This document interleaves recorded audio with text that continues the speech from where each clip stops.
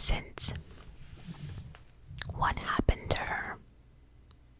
How did she really die? Did her husband do it? Did her friend do it? Was it merely an accident? This is the story of Natalie Wood's death. And as you can see, I didn't say Natalie Wood's murder because as of now, we still really don't know what happened to her. And although the case has been closed, reopened, and changed, no one has been arrested for the murder no one has been arrested for her death. Let me make myself clear, it has not been ruled a murder. So, if you do like videos like this, please think about joining my Patreon where I do a true crime every single Sunday for 1 full hour. And over there, I usually do the lesser crimes that are known. I've noticed that true crime community is saturated and a lot of people are kind of doing the same well-known stories. So I try to be different over there on Patreon. So if you're interested, I will link the link down below. Alright, so let's do a brief summary of Natalie Wood. Born July 20th, 1938 in San Francisco, California. She died on November 29th, 1981 at the age of 43.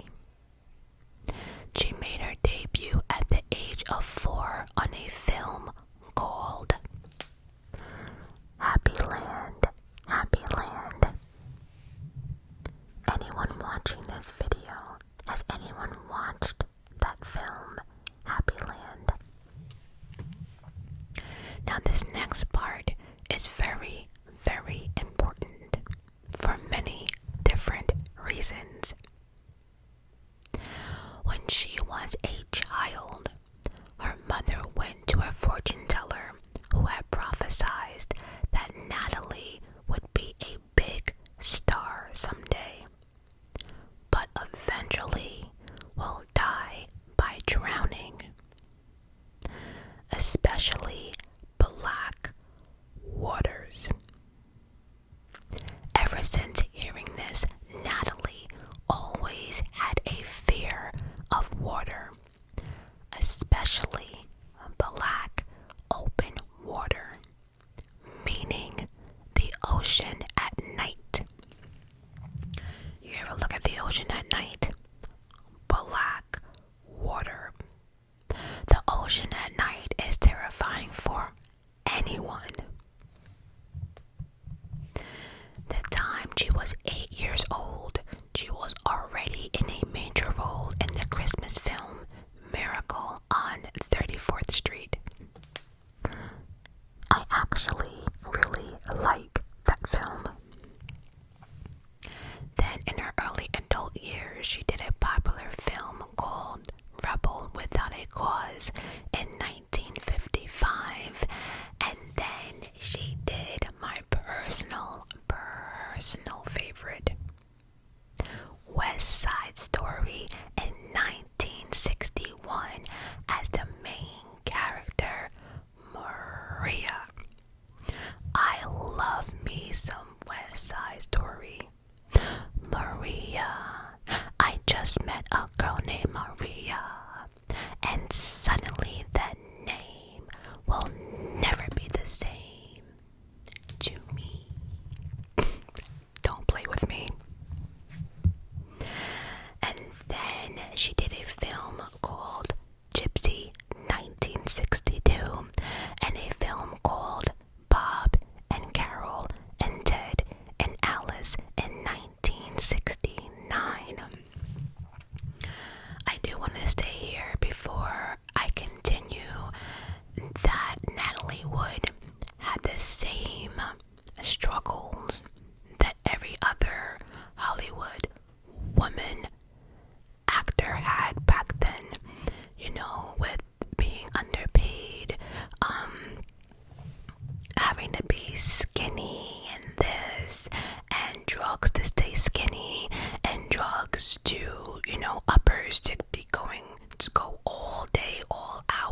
days, and then pills to make you knock out, and then pills to get you up, and then pills to curb your appetite, and and all the nonsense, right? So women back then, Hollywood actresses especially, had it hard. So she fell into the same category as that without going, too much into it. She did have her depressions, and there has been articles and stuff stating that she did try to delete her own life. So, there's that. Her personal life. 18th birthday, she went on a date with Robert Wagner. He is also a very well-known actor. Real quickly, he played in the movie Titanic in 1953. Oh yes, there was a Titanic movie back then. And then he played in the Pink Panther in 1963. Then the Curse of the Pink Panther in 1983. Then he played in all the Austin Powers. Wild Things in 1998. Hungover Games in 2014. And then you guys can Google the rest. But Natalie and Robert, they got married in December 28th, 1957, when Natalie was just 19 years old, but was divorced by 1962. 7, 58, 59, 61, 2. So like for 5 years, they were married. Now, according to Natalie's sister, Natalie caught Robert in bed with another man.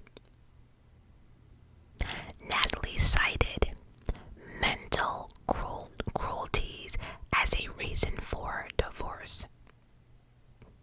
You think? Could you imagine though? Like, that's actually a really good reason for divorce. Mental cruelties. Like, could you imagine not knowing that your husband is part of the rainbow community, and then you walk into finding out that your husband is part of the rainbow community?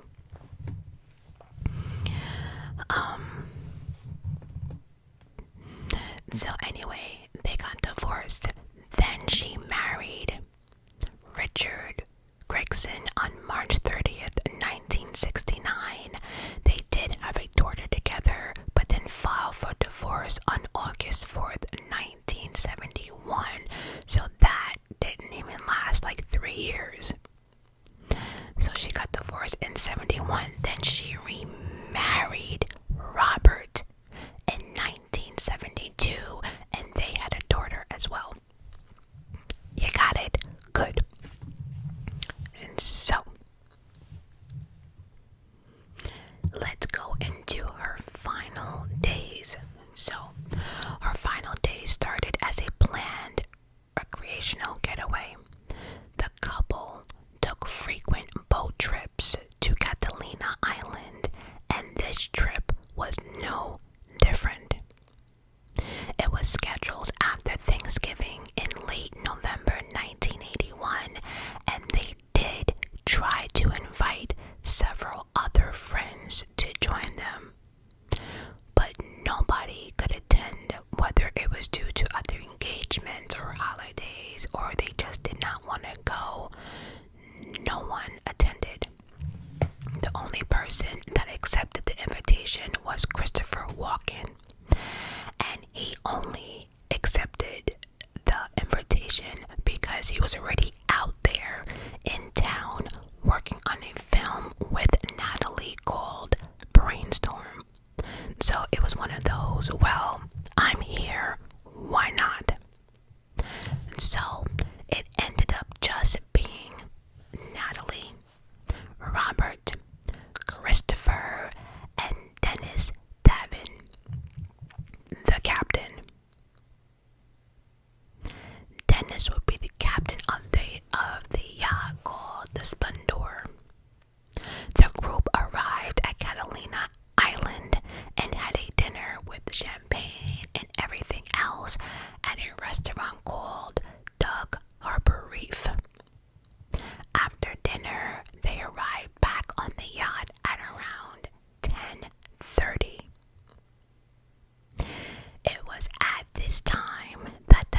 atmosphere shifted.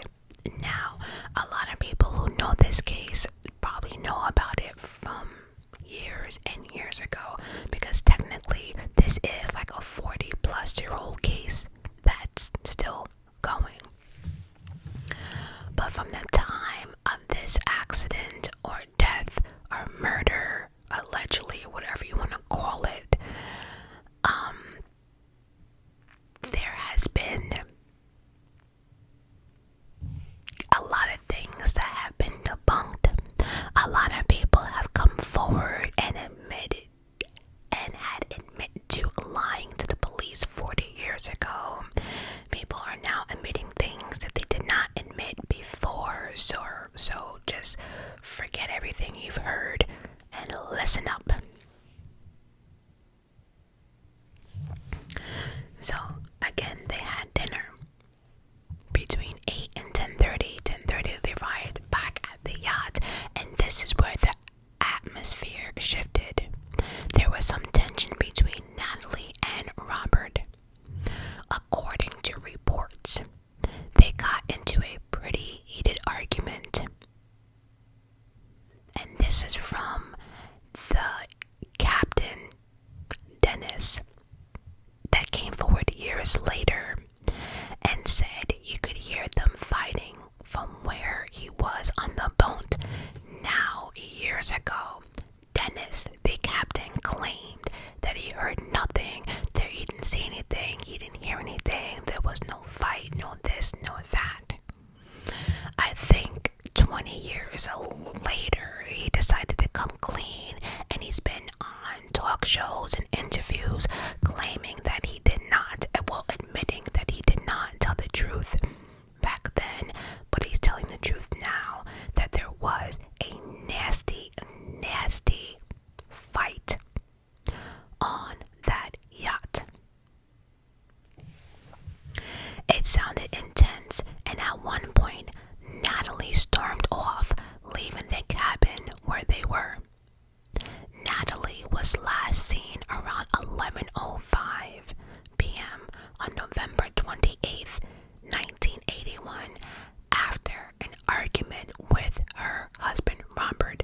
Now it's funny because other witnesses and reports have come through admitting that not just the captain hearing this argument, but there was a nasty argument that many people heard on the island, and it kind of went on to the yacht after dinner.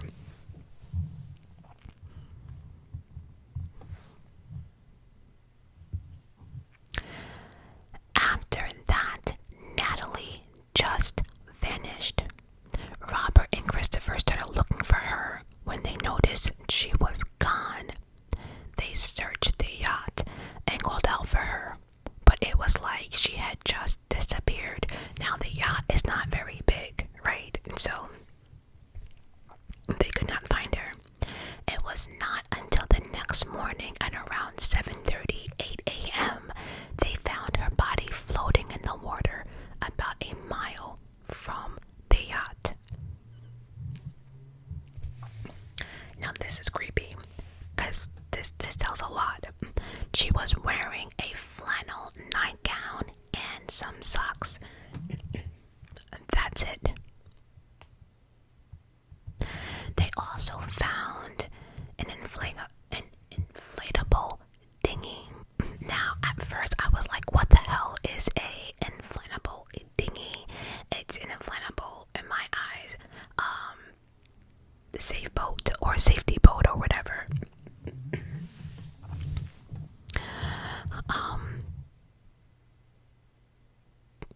And if you think about it, it's even more creepy because she had this inflatable dinghy that she could have gotten in to save her life, and the fact that she was terrified of water. Throughout interviews, people have said that she was not a very strong swimmer. She never really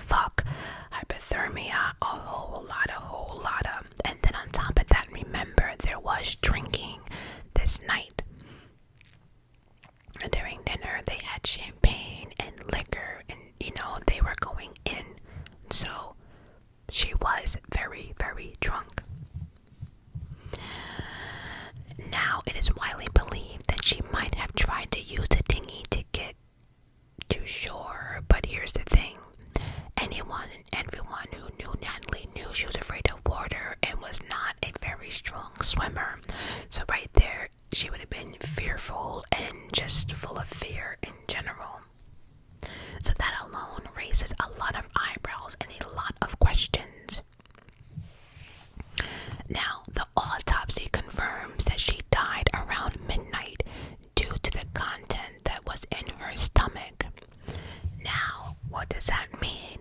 Well, the time you eat food, the food has to go through a whole digestive process to actually reach your stomach and then to the point where you shit it out.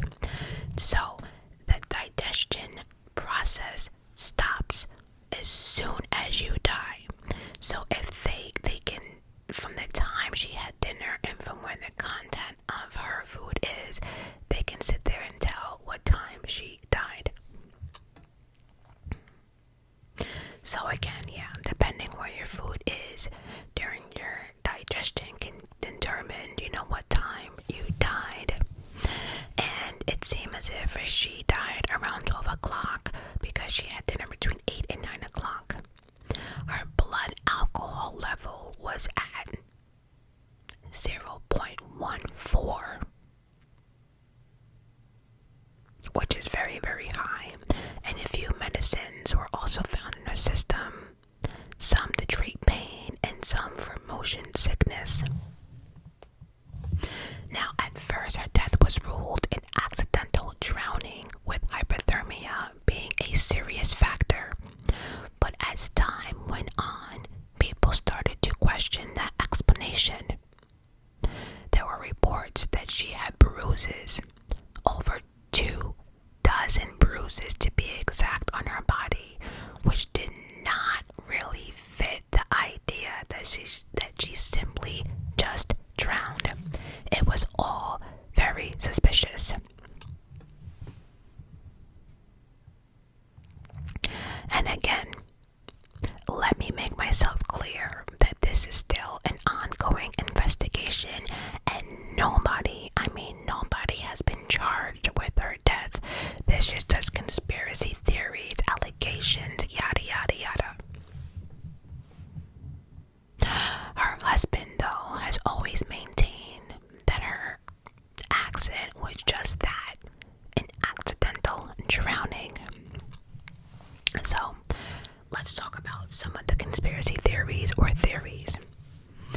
Initially, the initial narrative was that Natalie drowned accidental.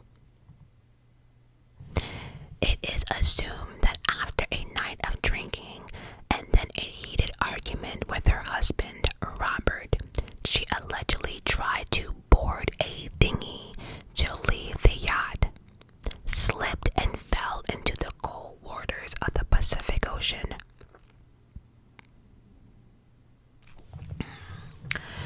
Now, off the bat there, right, we can tell that does not make any type of sense, right? Because let's just say, okay, so after a night of drinking and a heated argument, he alleges that she tried to board the dinghy and leave the yacht. Now, for somebody who is terrified of water and is not a very strong swimmer, why would anyone try to get into the dinghy with just socks and a fucking nightgown on and no coat or nothing?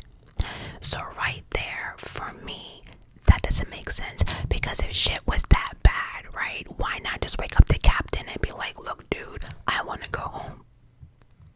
So for me, that doesn't work.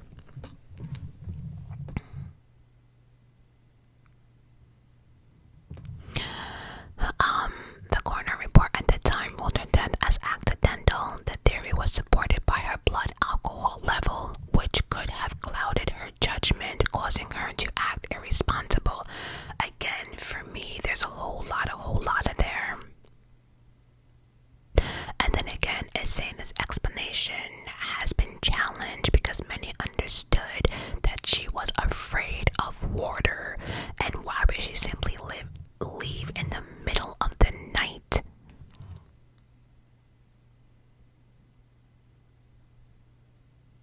And then nightgown and socks is that? Nightgown and socks. Nightgown and socks. Absolutely not. Another theory revolves around that argument that night. Witnesses, including the captain, who, if I did not mention, did admit to lying to the police or investigation in the beginning about what he heard and saw about the fight that night. He did admit on Dr. Oz, because I watched the interview last night, that it was a very intensified argument with things being thrown, smashed, yelling, and the whole nine. So because of that, some speculate that this argument escalated to the point where it may have contributed to her death. After that, Robert then admitted in his 2002 memoir about the fight, which he formally denied, but still said he had absolutely nothing to do with her death. Now see, all these fucking lies, right? This is the problem for me, right? The captain felt as if he had to lie. What? Why? I don't know. Something he saw. Maybe something spooked him. And then here comes the husband lying about the argument, but there really was an argument. So it was like, what really happened on that yacht for these two? And think about it, the husband only came forward and admitted that because now we actually have a witness.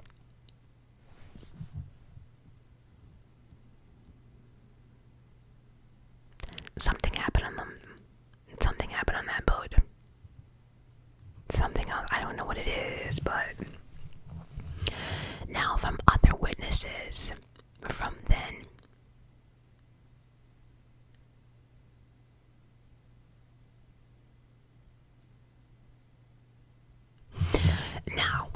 It says here, now from other witnesses that were watching them, that was around them having dinner, whatever, at the restaurant or whatever.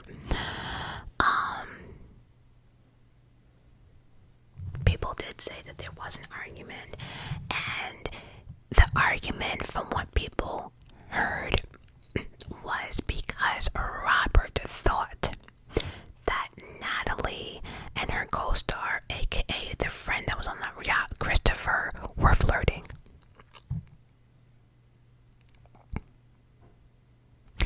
And they were either getting too close, flirting, or something, and Robert felt a certain way about that. And that sparked a heated argument. Now, from my research, right, I have found and concluded that Robert does have a jealous streak, a temper, all of it, right? So this is not the first time that, we heard of this crazy behavior of his. So him being jealous of her co-star is not too far off, because people have said that he was always jealous of people she had movies with, her male co-stars, or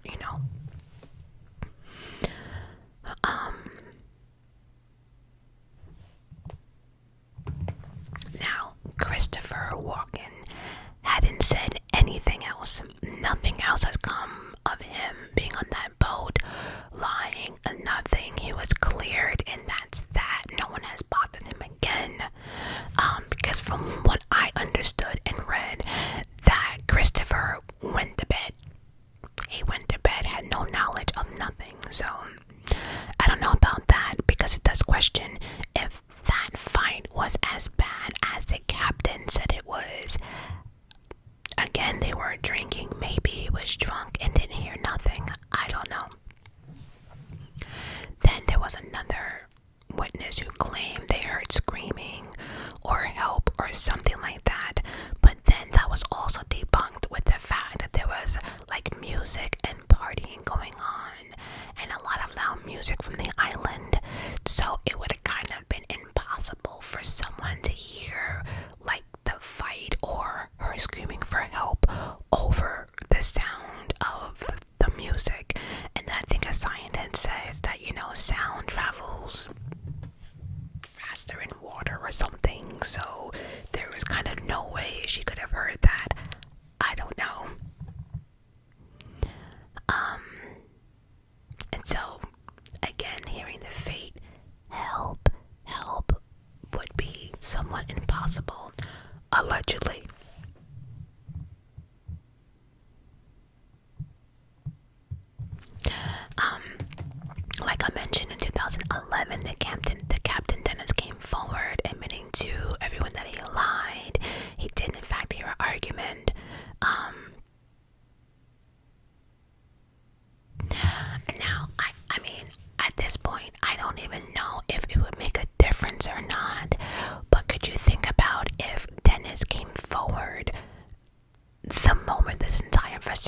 was going on, or maybe stepped in when he heard the argument or paid more attention. I'm not blaming him, I'm just saying. Or like if he came forward like the following week or something like that, maybe there was evidence on the boat that they could have found to conclude what actually happened to her. But like, this happened in 81, he came clean in 2011. That's just frustrating for other people, and I don't know. Now her husband Robert had a theory of his own on why his wife was found in the water. He states that Natalie hated the sound of how the dinghy slammed against the yacht. She hated the sound and it made her uncomfortable. Robert would always be the one to go out to pull the ropes tighter to avoid the slamming. He suggested that because that night they argued and had a heated argument, that she heard the slamming of the dinghy, decided to handle it herself, not ask her husband because, they're fighting, did it herself. And her being heavily drunk, she slipped, hit her head, and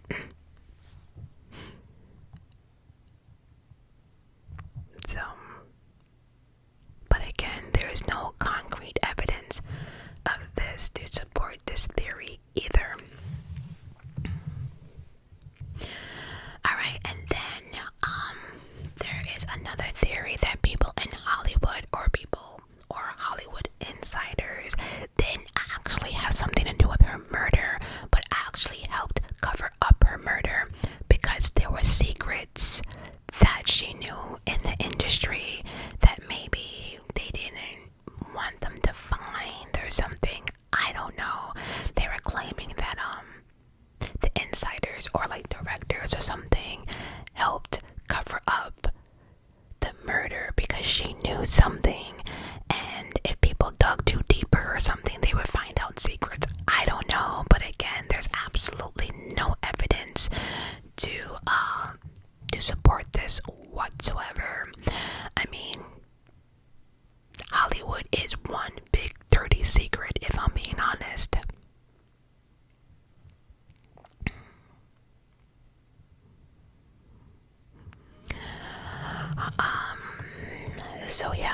So lastly, there is the murder theory. Again, like I mentioned, I have refrained from using the word murder because we do not know. It's 2024. We still do not know what happened to her. Now, of course, this theory got a lot of attention that she was murdered, especially when the case was reopened and new evidence came to light. What became really interesting to the public and myself is that Natalie went missing before midnight. Her husband did not inform the Coast Guard until after 1:30 a.m.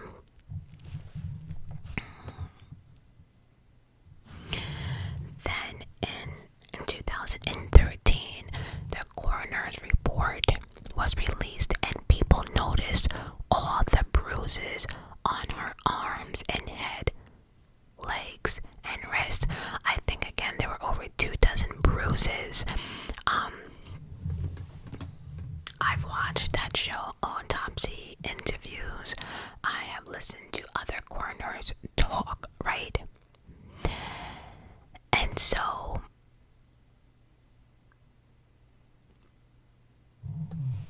in 1981, the bruises around her ankles, knees, and wrists were deemed to be the result of Natalie's body hitting the yacht as she struggled to get back onto the boat.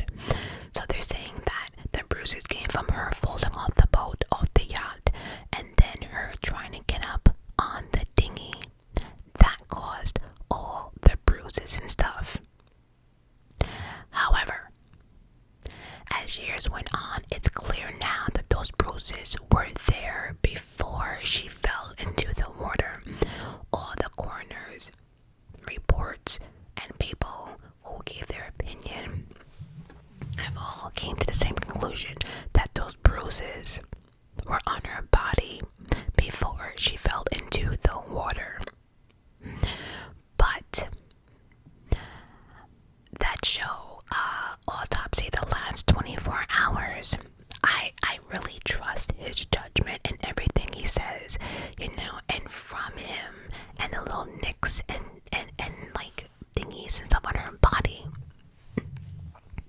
he concludes that a lot of it might have been from like her just stumbling on the yacht, hitting her knee on this, falling on the floor from being drunk, and hitting against, just from her being intoxicated.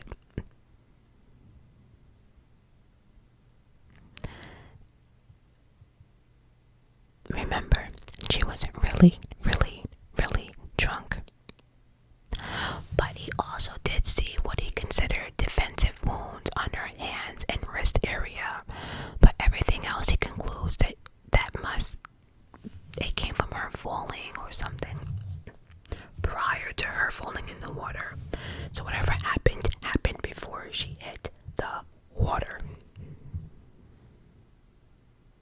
And then another forensics lab also stated that the bruising on her legs and thighs are not consistent with falling on the water or even trying to get back into the dinghy. The dinghy is soft. There would have been no way that those bruises, and it was like from her inner thighs. There are videos on YouTube that suggest that she was, sexually, I don't know. There's no proof. It's all speculation, allegedly, so I don't know.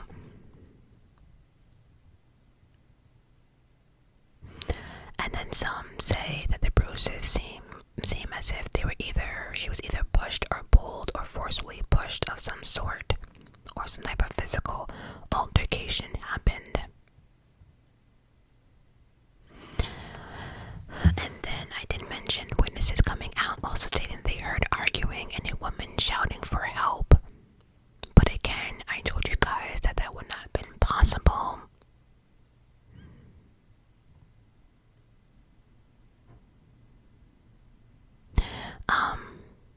But it did have authorities believe that maybe this just wasn't a simple drowning, because if people are talking about they heard an argument, people screaming for help, and like how her husband was angry before they got back on the yacht. So it just made investigators realize that maybe there's more to this just accidental, drowning. And then in 2012, the coroner's office changed her cause of death from accidental drowning to drowning and other undetermined factors, but it's not listed as a homicide or a murder. In 2022, Robert Wagner was cleared of person of interest, but the case still remains open. What happened to Natalie Wood?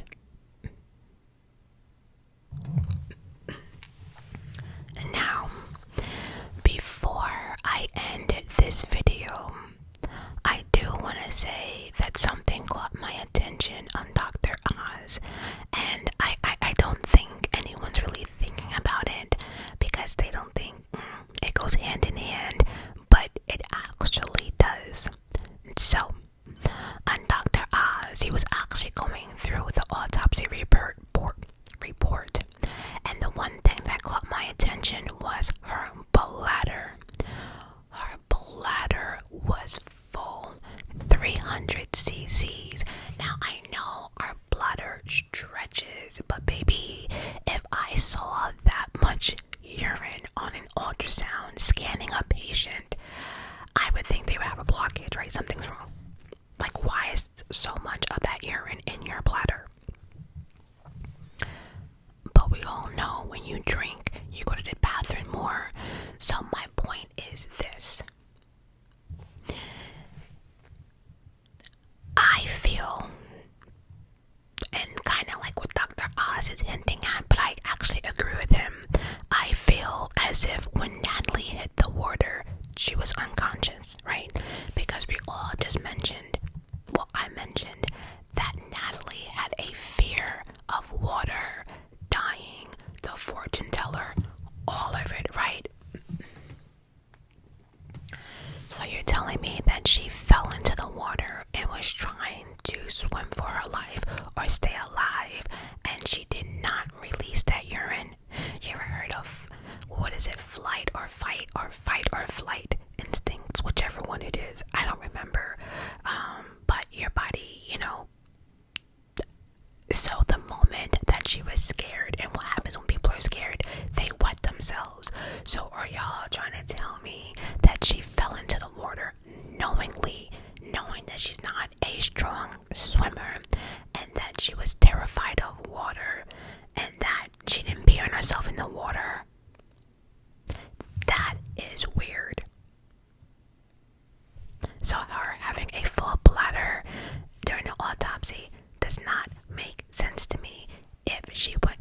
water conscious. And on that note, I love you guys for watching.